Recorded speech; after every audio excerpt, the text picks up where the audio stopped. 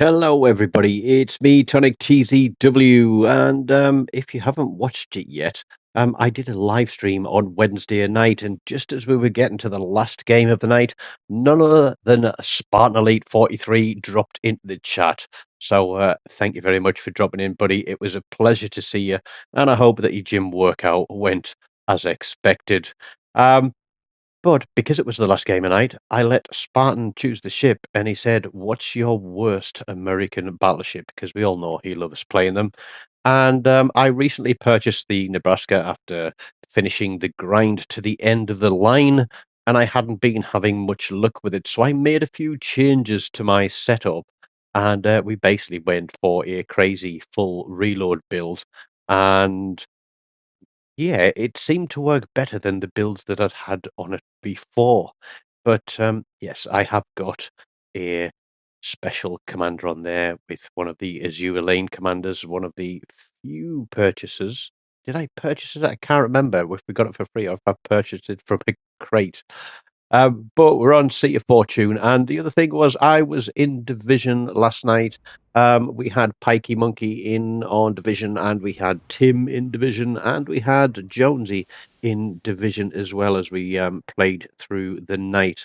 We played 11 games, we won 9, we lost 2, but I was happy with the result. We played some ships that we haven't played very often. But we also had a couple of very good runs out in some destroyers and dropped into the groove with the little boats. Much easier when you're playing in a full division. Now, this thing, it's obviously the big flat top, and it's a pretty big target. But I think with Azure Lane, Colorado, I'm getting something like a 23-second reload on this, and every third turret loads that little bit quicker. So I might have to bump her up to Legendary 4. I think she's currently at Legendary 3 because it does make this a lot of fun when people aren't expecting the guns to reload 10 seconds before they normally would. Now, it's not going to be one of those games where I'm cutting across the map in a destroyer at high speed, spotting, shooting, and torpedoing. This thing is big. This thing is slow. But we are going to see some of the stupidity that we get in this game. For example, me pulling the trigger when it says I can't get my shells across there. I do wish that it would calculate that a little bit quicker. But we still managed to take a little bit of health off that Minotaur. Now, as I say, stupidity, I shot the seagulls on the hill, but by the same measure, that Minotaur has not learned that even though he's hidden behind that hill, he can be hit. And we're going to hit him again and again and again. So he's just taken a punch through the citadel. He's below 50%. Put my teeth in. Below 50% health, he now decides that he's going to smoke up, which means that I can drop my torpedo planes through his smoke. Now, it might not hit him, but what it might do is push him out to where he can be spotted by another member of the team. Now, the guys across there on ACAP have done a solid job of pushing in and taking it, and the reason they've been able to do that is because both of Red Team's destroyers are across on this side of the map. For some reason, if there's just an even number of destroyers, for example, there's 2 destroyers in, we would get A and B, but Red Team would get C and B. So that's always something to be aware of, because it could mean that if you spawn on A, there's only 2 destroyers in the game, and they're not in division, because then they'd spawn together. You could get an easy steal on a cap early in the game. Now, this is situational awareness, knowing that that conqueror is out there, and just having a look around at the targets to see who is pointing where. Now, he has just fired his guns at me. I know that. I'm going to push in a little bit closer. We're going to see if we can get a shot onto him as well, because I think that he was thinking, I've got nice long range out here, and I can sit all the way out here and shoot at ships back there.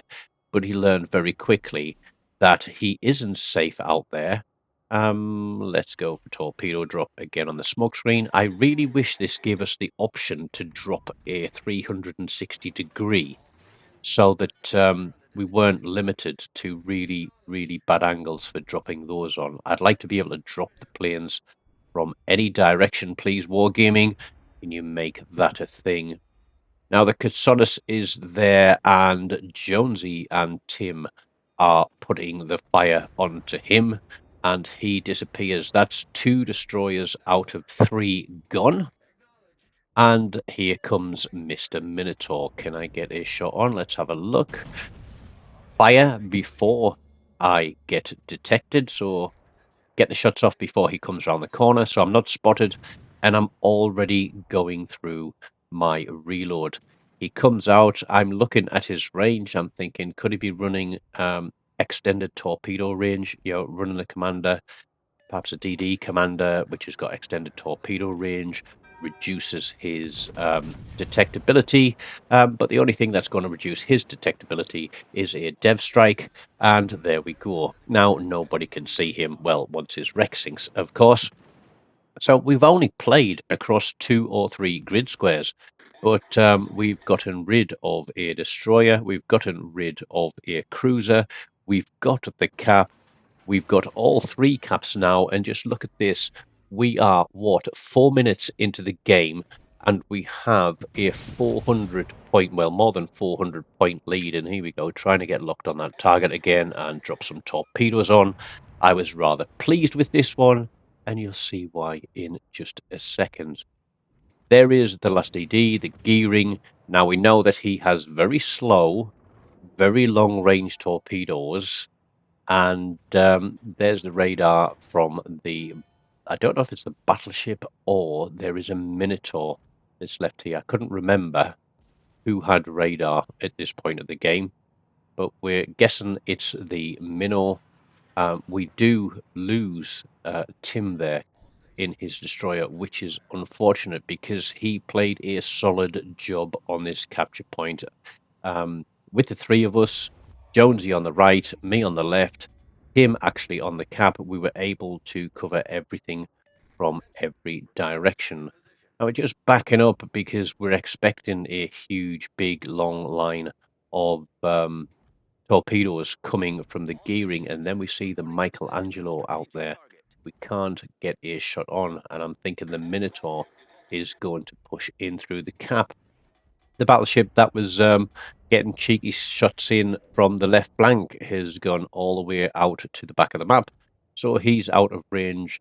And now it is time to push, as the midwife said to the pregnant lady. Christopher Colombo, we're going to put some shots on him, just waiting for him to turn and give us a little bit more of a broadside. I don't think we're going to hit him really hard, but somebody does chunk him. I don't think it was my shot, but that is going to drop and knock a little bit off him. There we go. It looks like somebody else hits a Citadel. I hit him for just over 8k, and now this Minotaur thinks he's safe hiding behind an island. But one of our cruisers is going to do an airstrike on him. I've got my torpedoes running on him. There we go. I think it's a D7P we've got in the game. There is my shot, and I'm trying to turn to not push Jonesy straight into the island. But my torps are running. The Minotaur is burning. He might have heals available. He takes a torpedo and an incapacitation. He gets hit again.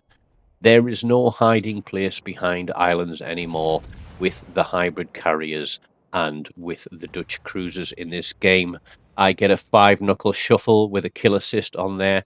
We break 100,000 damage, and I'm thinking, okay, I've barely lost any hit points. I'm doing all right. We can pick up some more damage.